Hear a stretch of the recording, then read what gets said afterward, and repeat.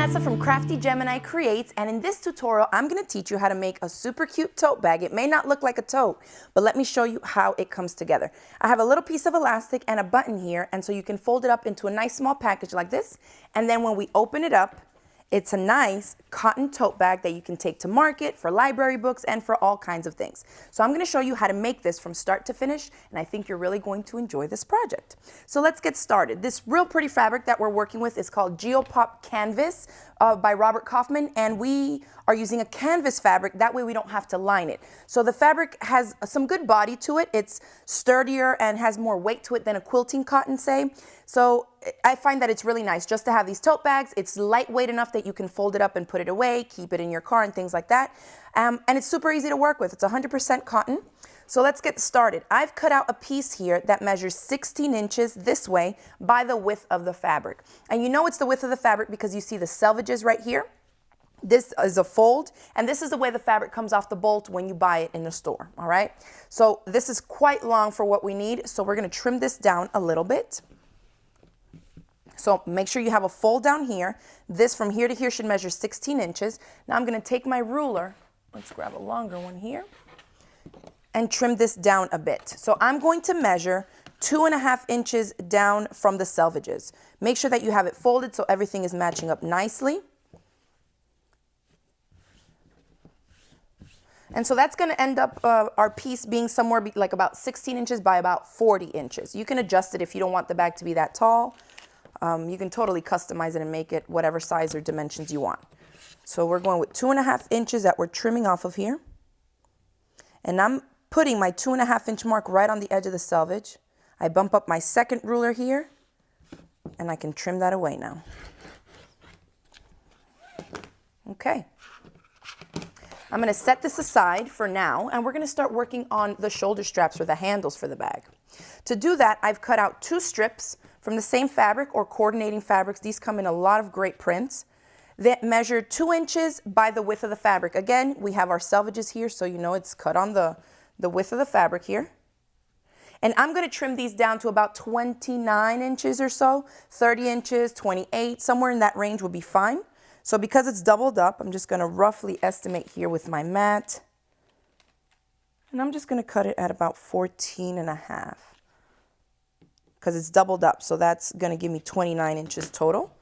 So you end up with a strap like this. All right. And you're going to do that, cut out 2 to that size. Make sure they match up. Let's head over to the ironing board. I'm going to show you how I prep the strips for our shoulder straps. I'm just going to press this out. You want to fold it in half lengthwise and give it a good press the entire way down the strip, okay? Okay, now because this fabric has some good body and bulk to it, I chose to do my shoulder straps this way because you're using a smaller amount of fabric so you're not wasting it. And so what we're going to do now is grab the ends and fold them in towards that center crease line and give it a press. And repeat that to the top edge as well.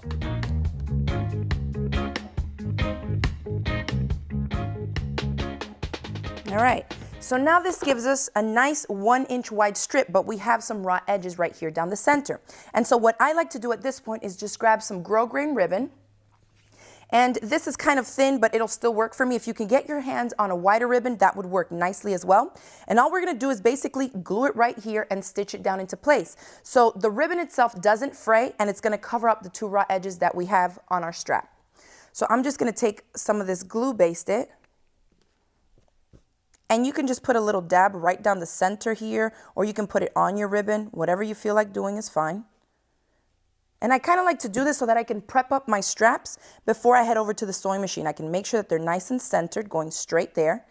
You can hit it with an iron to set that glue in place. No pins, no clips. You can see that. And then I would just take it to the sewing machine and stitch it down. So let me prep one of these for you and show you how I top stitch it into place. So I'm just going to do it halfway just to show you how it's done. But here we have it. The strap is completely finished on one edge, and then we have our ribbon that's covering up the raw edges right down the center. So let's top stitch, basic straight stitch at our sewing machine. And I'm just stitching real close to the outside edge of the ribbon.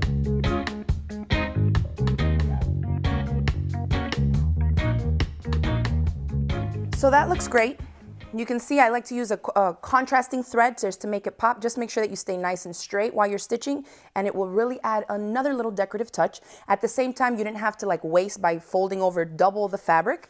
And I think the ribbon really gives a nice extra little pop of texture and design element, okay? So after you have your 2 straps set up like that, let's get this out of the way. Then you're gonna get ready to prep it and add it to your bag. Let's take our main body piece here, take it to the ironing board, and we are going to turn over the top edges, all right? So this is where the opening is. You're gonna fold in towards the wrong side of the fabric about 1 inch. So let's grab a little ruler here somewhere.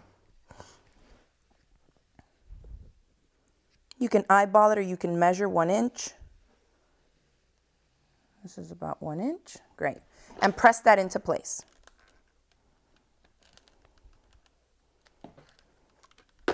Now we'll take a ruler and measure in 4.5 inches in from the ends. From the ends here.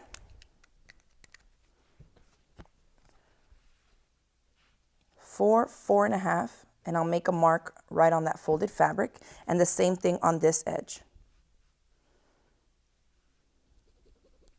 And that's going to be your marks so you know where to put your shoulder straps in place. And you're going to be repeating whatever I'm doing here, you're going to do it on the opposite side as well, okay, because they need to be symmetrical. Now we're going to take our handles and put them into place right at those marks. All right, so here we have one that's been done. I've already inserted the straps here. You can see where I entered them. The strap should be inserted right here, all the way up, bumping up to the fold. And it should be the mark that we made, the 4.5 inches in from the edge, it should be centered right where the ribbon is, all right? And we've done that here as well. And to get it to hold in place, I just added a little bit of glue and hit it with an iron. So that will help you keep it nice and steady. So for now, we'll just leave our clips in there. Now let's go right here to the center. This is going to be the center bottom, right? If our bag is like this, that center crease here is going to be the bottom, and we're going to reinforce it. One of the reasons I left this as a continuous strip is so that we don't have a seam at the bottom that gets a lot of wear and tear. So this is going to add some more stability to it, but I like to go ahead and add something else to it. This is just like a light to medium weight stabilizer or interfacing. It just has fusible on the one side, all right? And remember that there's a link in the description box below on where you can find all the materials that I'm using for this tutorial. So I've cut it out at 5 inches by 16 inches so that it fits right here. So I've folded my fabric in half. I have a nice crease going down here in the center. You can fold your interfacing in half as well, just to kind of finger press yourself a crease. And by matching up the 2 center creases, now we know that they're both centered on each other. So I can match this down. I'm laying it with the fusible side down onto the wrong side of my fabric, so that's important. Just like that. Let's walk it over here and fuse it into place. That's just going to give the bag like a kind of a little stiffer bottom. It's not that big of a difference, but it's just an extra layer of stability. And I just hit it a little bit like this. It'll fuse better if you hit it from the cotton fabric side. So just fuse it from this side as well. And just fuse it into place. We're going to top stitch it down into place anyways, but this will definitely help it fuse nicely to the fabric here at the bottom. All right, so let's head over to the sewing machine now, and we're going to top stitch this just along the 2 long edges here.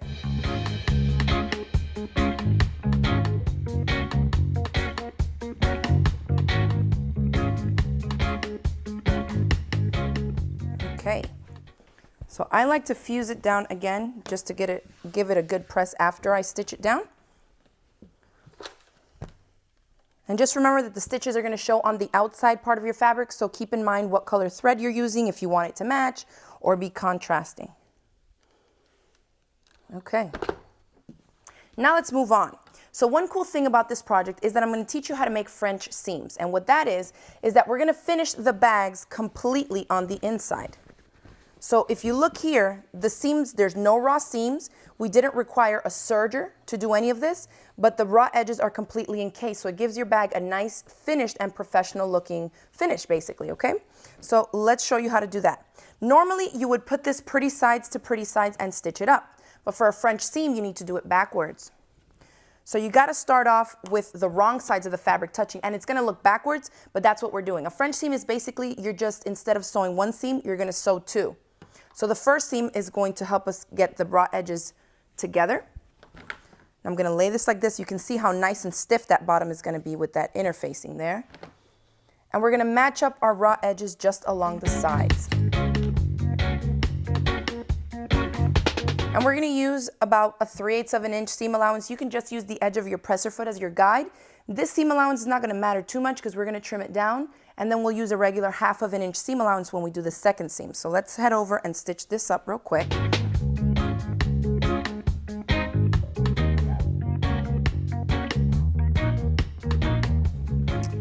All right, so it looks like we made a mistake, right? We stitched the seams wrong. But now what we're going to do is trim the seam allowance down. It's going to help get rid of all these little stray threads and the fraying, and it's going to keep that seam allowance nice and real small for us, which is going to help encase it in the next seam. So you'll see how it works.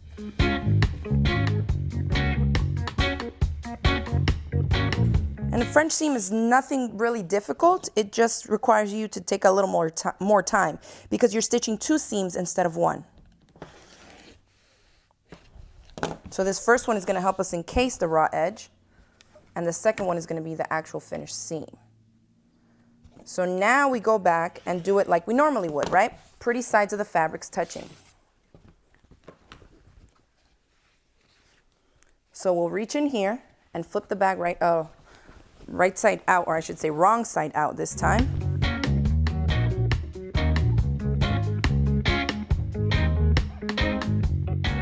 So now that we have the fabric right sides together, right, pretty sides touching, we're going to go back and top stitch everything down on this side. And now we'll use a 1/2 of an inch seam allowance. So if you notice, what will happen is that that little bit of seam allowance that we have left is now getting caught in there. And when we use a wider seam allowance, it's all going to be encased and you're not going to see those raw edges. So let's do that on both of these sides, back stitching at the beginning and at the ends.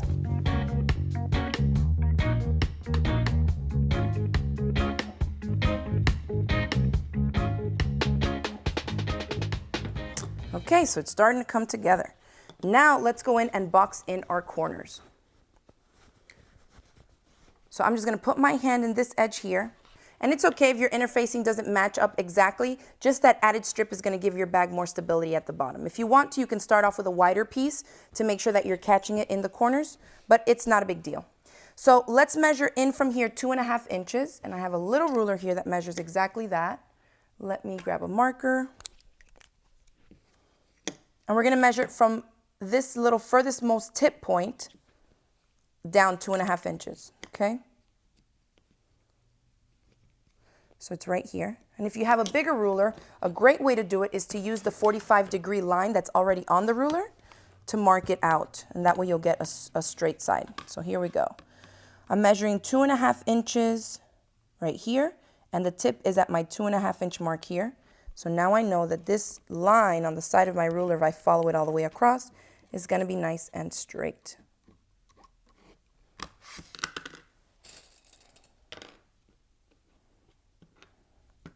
All right, so now we'll head over to the sewing machine and stitch on the lines that we drew. That's going to help us box in the bottom of our bag.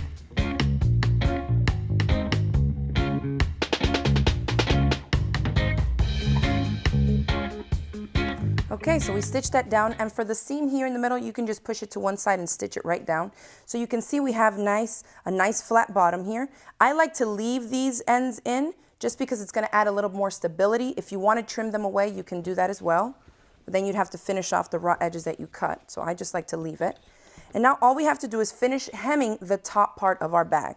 So here's how it goes. Notice that I still have the shoulder straps clipped into place. Now, so that we don't end up with a bulky seam on the side seams, we're going to fold the entire thing down and top stitch it. So you get a cleaner look. So I glued these into place so they should be nice and dry. And now I'm going to fold this back on itself. A good way to do it is kind of just grab it like here on the sides and refold those top edges right onto your shoulder strap ends. Make sure they're straight.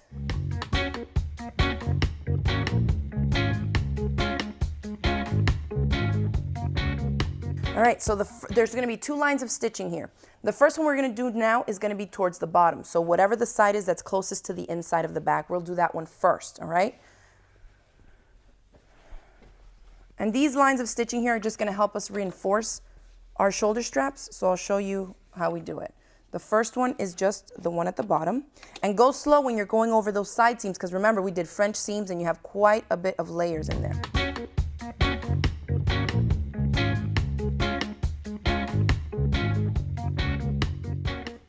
All right, so first line of stitching is done. Let's remove these clips. And now you have one more left to do. But for this one, I want you to lift up your shoulder straps, because notice they're still going down. That's not how you're going to want it, right, when you go to use your bag. So now I want you to lift the shoulder straps up towards the top edge, keep it nice and straight, and you're going to clip these in place as well. So now this last line of stitching is going to be top stitching on this top edge, and that's going to help secure the shoulder straps facing up. And that's just reinforcing them, right? Because we have them in there doubled up in layers and with a few different lines of stitching. So that's going to give you more support so your shoulder straps don't just pop off while you're using it. All right, so back to the sewing machine, and we're just top stitching along this top edge, making sure to catch the shoulder straps as we go around.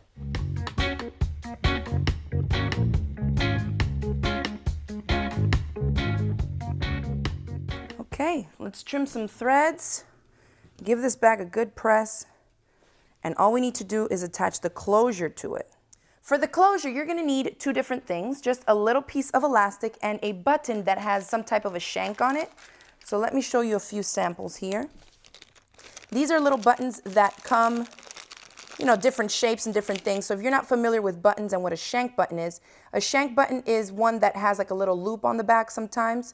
And they can be big or small, and they basically are lifted. It's not a flat laying button, and so that's what we need so that the elastic can drape right over it. So for this project, I kind of fell in love with these a little pair of cherries here. I think this is gonna look super cute. And you can see that it has a shank on the back. This needs to be hand stitched, but it's super easy, not a big deal, don't worry. But let's attach the elastic first. If you're using a print of fabric, basically you need to decide what you want to be the front and the back. And so for me, I'm just gonna say this side is gonna be the back, no big deal. We're going to fold this in half to find the center point. And close enough will work fine too. So this looks about good for my center point here. I'm going to cut a piece of elastic, and all you need really is about 4 to 5 inches or so. So let me cut a little piece here. If your elastic doesn't stretch too much, then you're going to need a bigger piece. But this one stretches nicely, and it's just a 1/4 inch wide elastic, about 4 inches. And so here, I'm going to make a little loop with my elastic, just like this, and I'm going to center it right on my mark. So here's my mark. I'm going to put this on the inside of the bag and bring it down to the size loop that I think I need for the size button that I'm using, okay? You're going to take this to your sewing machine and stitch it right down, just like that. Just a few stitches back and forth right here. Then you can trim away the excess and you'll have your loop. So it's kind of small. I'm not even going to bother to pin it or clip it. I'm just going to hold it in place and take my stitches nice and slowly. All right, so we have that little loop right in the middle. And now we need to attach our button. So the button needs to go on the same side of your bag as the loop. So if my loop is here, I can't attach the button to the front. Keep it on the same side. The loop is attached here, come straight down on that same side of your bag, and I'm going to measure about 5 inches up from this bottom edge. So I'm just going to fold this back down like this. And from this edge here, I can measure up 5 inches. So right here where these two lines cross, that's going to be my mark. Then you just need a hand sewing needle and some thread and your little button. Go inside of the bag. And this is how I usually will start off for shank buttons. I'll go in and come up right next to my center point. So I know that I want the button centered right there. And then I'll just run the needle through the shank part.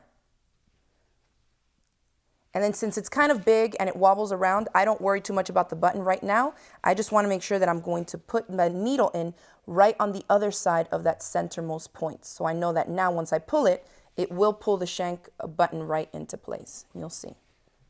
Just like that. And then you're just going to repeat that. Keep putting it up and through the shank quite a few times to reinforce it. Make sure it's not twisted on you. And then I'll just come in here on the inside You can feel for the shank because the button is not too thick, like this. And I can just go in and out a few times to reinforce it. And then we'll just tie off a knot. This is a little overkill, but just to make sure. I'll put it through a piece of fabric and then I bring the needle right through that loop once and twice. And that's going to give me a little knot. Then I can just trim it off with a tail a little bit.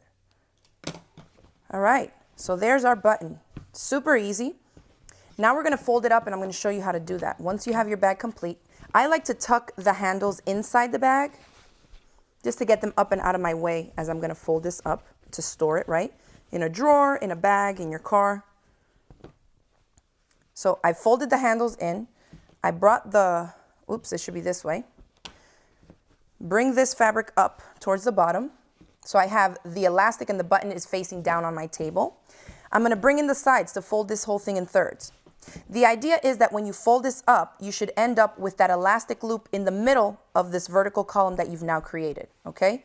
Then we'll bring the bottom up and bring this down and then loop the elastic over your button, like that. And then you can store it anywhere that you need to. So it's quite easy. I think this is going to be a fun project for you to make. And they make great gifts as well. So you're probably going to start cranking them out by the dozens. But definitely check out the fabric that we use for this. It works out great. It's 100% cotton canvas. It's the Geopop canvas by Robert Kaufman. Remember, there's a link in the description box below where you can find all the supplies that I used in this tutorial. And I hope you all enjoyed the video. If you did, make sure to hit it with the thumbs up below, share it across the different social media sites, and don't forget to click that subscribe button so you won't miss out on any of my future videos. Thanks again for watching, and I'll see you next time.